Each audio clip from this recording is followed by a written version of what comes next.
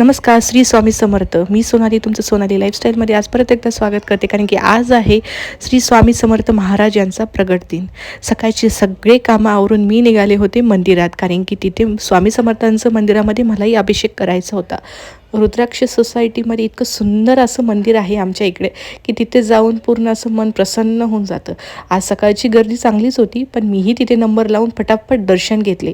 दुपारच्या वेळेस आम्ही मस्तपैकी थोडंसं बाहेर फिरायलाही गेलो, कारण की आज महाराजांचा प्रगट दिन होता. तर काही पेढे वगैरेही आणले होते आणि तेही सगळ्यांना वाटले. आणि महाराजांच्याच प्रगट दिनासोबतच आमच्या घरात आज 2 व्यक्तींचं प्रगट झाले आहे. अहो प्रगट झाले म्हणजे तसं काही नाही, आमच्या सासूबाईंचं आगमन झालं आहे आज. त्या गावाकडून आल्यानंतर इतकं एक्झर्शन झालेलं होतं.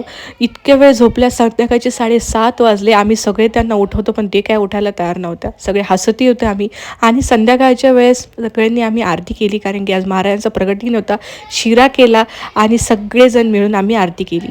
तुम्हा सगळ्यांनाही आज स्वामी समर्थ महाराजांच्या प्रगट दिनाच्या हार्दिक शुभेच्छा. आणि त्यासोबतच दालबट्टीच्या बेतसोबत आम्ही संपवला आजचा दिवस. भेटू परत नवीन ब्लॉगसहित नवीन वेळेवर. बाय.